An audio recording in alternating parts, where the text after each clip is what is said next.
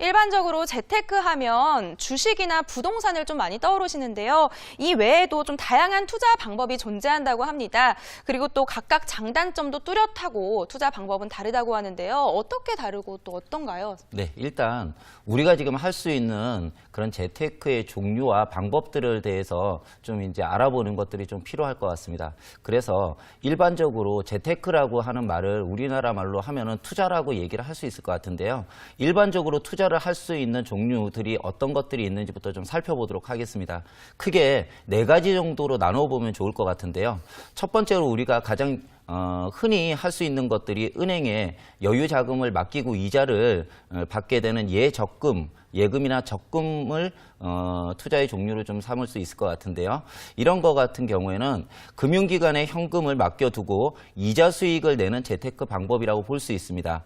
예적금 같은 경우에는 안정성이나 황금성이 굉장히 높은 장점이 있지만 아무래도 수익률이 굉장히 낮기 때문에 사실은 안전하게 자금들을 보존할 수 있는 방법이긴 하지만 수익을 내기에는 좀 부적합한 방법이기 때문에 투자를 하시는 분들에 있어서는 예적금을 잘 선호하지 않는 그런 이제 경향이 있는 것 같고요.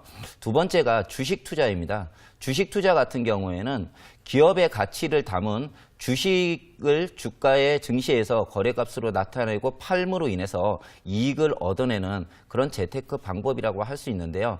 이게 이제 내가 가지고 있는 잉여 자금, 여유 자금들을 어디에다가 투자를 하고 수익을 낼 것인가 하는 부분으로 나누는 것이라고 보시면 좋을 것 같은데요. 주식 투자 같은 경우에는 기업의 가치에다가 투자를 하는 것이다. 이렇게 보시면 좋을 것 같습니다. 이런 이제 주식 투자 같은 경우에는요, 아무래도 수익률이 굉장히 높고 황금성이 언제든지 내다 팔 수 있기 때문에 양호하다는 장점은 있겠지만 단점으로서는 기업이 앞으로도 계속해서 수익을 낼 수 있다면 좋겠지만 그렇지 못하다면은 주식으로 표현되는 가치라는 것들이 기업이 잘못되게 되면은 휴지 조각으로 바뀌어 버릴 수 있는 이런 이제 위험성이 굉장히 높은 것이 단점이라고 볼 수 있고요.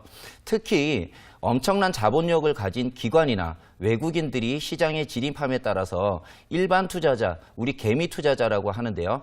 일반 투자자에게는 수익률은 일정한데 반해서 위험률이 무한대이고 황금성도 안전하게 담보할 수 없는 것이 현실이라고 볼 수 있습니다. 그렇기 때문에 물론 주식을 통해서 아무래도 재테크를 통해서 돈을 많이 번 분들도 있겠지만 일반 개미 투자자들, 일반 투자자들 입장에서는요. 아무래도 돈을 많이 벌기보다는 손실을 보는 경우도 많기 때문에 위험성이 굉장히 높은 투자 방법이라고 볼 수 있을 것 같습니다.